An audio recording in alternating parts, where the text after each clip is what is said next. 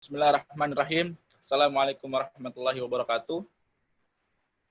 Kali ini kita dari kelompok 2 ingin mempresentasikan bagaimana itu sejarah diplomasi.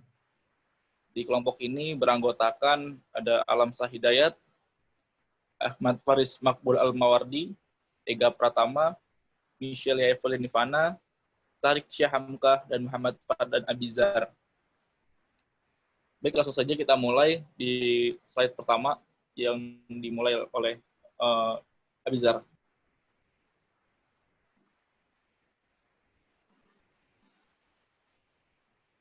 Jadi di sini tuh ada pengertian diplomasi secara harfiah. Diplomasi itu adalah seni dalam bernegosiasi atau berunding yang dilakukan oleh seorang diplomat dengan pihak lain untuk mencapai suatu tujuan tertentu. Di sini ada pengertiannya menurut para ahli. Yang pertama ada menurut Geoffrey McDermott. Menurut Geoffrey McDermott, pengertian diplomasi itu adalah pertimbangan dalam manajemen hubungan internasional. Masing-masing negara, seberapapun kaliber dan ukurannya, selalu ingin memelihara atau mengembangkan posisi dalam kancah internasional. Yang kedua ada menurut Dekussi. Menurut Dekussi, arti diplomasi adalah pemanfaatan seluruh pengetahuan dan prinsip-prinsip yang diperlukan untuk melaksanakan serta mengelola berbagai urusan resmi antar negara. Yang tiga ada menurut Calvo. Menurut Calvo itu, diplomasi adalah ilmu mengenai hubungan antar berbagai negara yang tercipta sebagai hasil timbal balik berbagai kepentingan dari prinsip-prinsip hukum antar negara dan ketentuan-ketentuan yang dicantumkan dalam traktat-traktat ataupun berbagai persetujuan internasional. Terus ada menurut Suwardi Wiryatmaja. Menurut Suwardi Wiryatmaja itu, diplomasi adalah prosedur hubungan antar negara yang bebas nilai dan dengan bergantung pada kemampuan serta kecakapan dari mereka yang melaksanakannya. Yang terakhir ada menurut KBBI. Menurut KBBI, pengertian diplomasi adalah urusan penyelenggaraan perhubungan resmi antara satu negara dengan negara lain. Bisa juga diartikan sebagai urusan kepentingan sebuah negara dengan perantara wakil-wakilnya di negara lain. Di sini ada tujuan dan fungsi diplomasi. Tujuannya menurut S.L. Roy, tujuan diplomasi ada 4, yaitu tujuan politik, tujuan ekonomi, tujuan kultur, dan tujuan ideologi. Tujuan politik itu berhubungan dengan kebebasan dalam politik dan integritas teritorial suatu negara. Kalau tujuan ekonomi berhubungan dengan pembangunan nasional. Tujuan kultur berkaitan dengan upaya untuk melestarikan dan memperkenalkan kebudayaan nasional pada negara-negara lain. Terus yang terakhir adalah tujuan ideologi. Tujuan ideologi, diplomasi juga bertujuan untuk mempertahankan ideologi suatu bangsa. Terus di sini ada fungsi dari diplomasi menurut Norman dan Howard C. Perkins. Yang pertama ada fungsi representasi. Fungsi diplomasi mewakili suatu negara dalam perundingan dan mempresentasikan negaranya kepada negara lain. Yang kedua ada fungsi negosiasi. Fungsi negosiasi itu sebuah negara dapat melakukan negosiasi atau berunding dengan negara lain melalui kegiatan diplomasi. Yang terakhir ada fungsi reporting sebagai bentuk laporan dan perlindungan terhadap kepentingan bangsa dan warga di negara lain.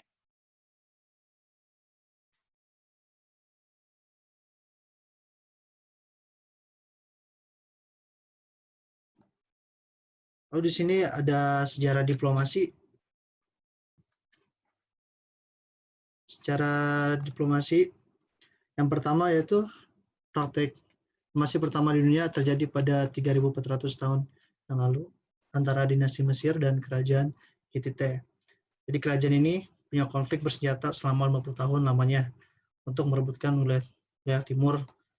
Lalu juga konflik tersebut berakhir dengan damai dan tampak pemenang sebagai bentuk perjanjian perdamaian. Masing-masing pihak setuju untuk bertukar pengungsi dan diselenggarakannya antara anak Phahrao Rameses II dan Raja Muatalis.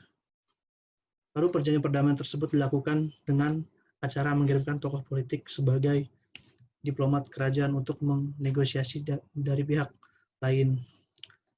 Lalu di sini ada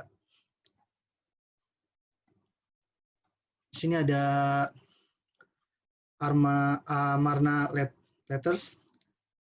Ini itu semacam batu tulis dari sebuah pahatan tanah liat yang disebut dengan Armada Letters dan berisi kurang lebih 350 huruf. Jadi dalam Armada Letters sekitar 50 dari 350 huruf ini juga mencatat isu-isu diplomasi seperti isu perdamaian dan aliansi. Lalu selanjutnya akan dijelaskan oleh Ega Pratama.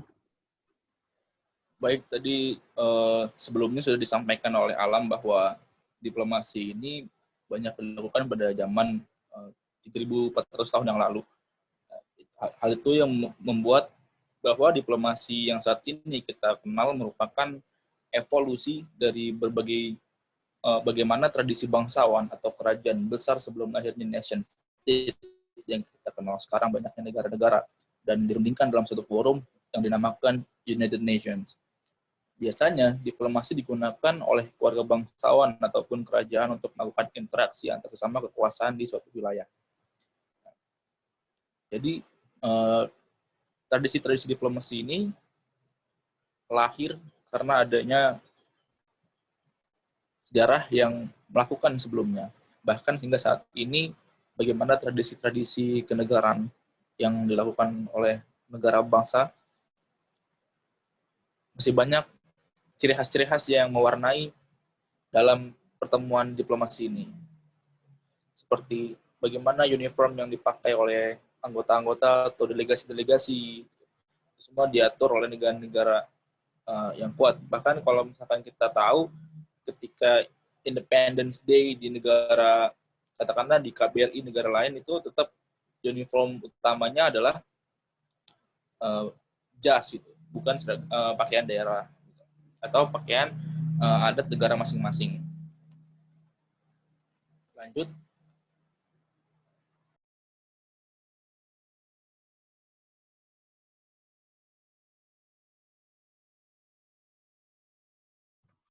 Di sini ada perkembangan diplomasi India kuno. Jadi perkembangan diplomasi di India kuno bahwa kegiatan diplomatik telah berlangsung cukup lama di India. Hal itu ditunjukkan ditemukannya seperti duta, prahita, palgala, dan suta. Kalau duta itu disebut sejak masa Rigveda atau sesudahnya. Prahita, istilah ini dipakai pertama kali di kitab Yajurveda. Lalu ada Falgala. Falgala itu merupakan pejabat tinggi yang memiliki pengaruh dalam kerajaan Palgala.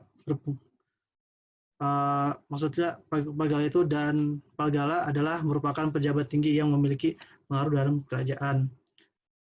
Palgala berfungsi sebagai pembawa pesan politik ke negara-negara tetangganya. Lalu ada yang terakhir Suta. Suta menjalankan penyebarluasan informasi, di mana di bawah Sutalah institusional diplomasi terwujud dalam sebuah departemen diplomasi dalam kerajaan kuno di India. Jadi pada abad ke-4 sebelum Masehi, Kautilya menulis Arta Sastra mengenai kenegaraan. Kautilya membuat analisis tentang tujuan, instrumen, praktek, dan metode diplomasi, yang dimana analisisnya masih banyak dipraktikkan hingga kini. Di antaranya ada dalam konsep Raja Mandala yang menekan aspek geopolitik di diplomasi secara rinci, yang menelaah tentang pentingnya geografi dan merumuskan diplomasi dan politik luar negeri suatu negara, bahwa politik antar anggota masyarakat internasional yang berbeda yang pada dasarnya ditentukan oleh konstelasi dari sahabat, musuh, atau sikap yang netral. Lalu dalam proses bargaining, presisi adalah bagian dari paling penting. Presisi adalah reputasi, power, dan dalam suatu negara bisa mencapai tujuan tanpa harus menggunakan kekuatan yang sesungguhnya apabila bargaining secara damai didukung oleh ancaman dan kekuatan. Lalu selanjutnya ini Yunani kuno juga merupakan salah satu peradaban tertua di dunia dalam praktik diplomasinya. Menurut mitologi Yunani kuno, dewa bangsa Olimpi dan Hermes terlibat kegiatan diplomatik. Zeus, raja para dewa, menugaskan Hermes untuk misi-misi diplomatik yang sulit terwujud. Yang sulit termasuk membunuh Argos. Hermes melambangkan sifat-sifat mempesona, penuh tipu daya, dan cerdik. Bahkan di awal periode sejarah Yunani melibatkan sistem yang terinci bagi praktik diplomasi. Juru bicara melakukan negosiasi di antara suku-suku bangsa yang berbeda. Mereka membicarakan tentang perdamaian, bersatu, konveksi, perjanjian seremonial, akhir, perdamaian, dan sebagainya. Selanjutnya ada diplomasi di abad pertengahan yang bisa dijelaskan oleh Ahmad Faris. Ya, di sini ada penjelasan tentang perkembangan diplomasi di abad pertengahan, atau lebih tepatnya abad pertengahan ini bermula dari awal runtuhnya Imperium Romawi, yaitu pada 395 Masehi, sampai jatuhnya Konstantinopel ke tangan Turki pada 1453. Jadi perkembangan seni diplomasi menjadi lebih rumit pada abad pertengahan ini, karena sasaran dari berbagai fenomena yang terjadi di dalam Dark Age yang kita kenal di daratan Eropa hingga Renaissance yang memengaruhi dinamika kehidupan di Eropa. Lalu di abad pertengahan ini diplomasi sudah menjadi suatu profesi yang mendapatkan pengakuan umum sebagai metode hubungan internasional. Tumbuhnya nasionalisme karena di abad pertengahan ini sudah terbentuk states ya. Lalu sistem negara bangsa menyebabkan alat perlengkapan negara ini sebagai suatu hal yang esensial, khususnya setelah perdamaian Westphalia tahun 1648.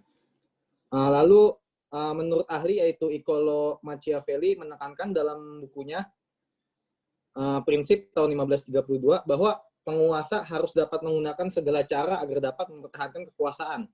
Begitu pula dalam hal berdiplomasi, Machiavelli mengatakan bahwa seorang duta harus memiliki sifat yang baik dan bertanggung jawab untuk reputasi negaranya. Jadi lebih tepatnya diplomasi di abad pertengahan ini lebih membawa kepentingan akan state-nya masing-masing gitu. Mungkin perkembangannya di abad pertengahan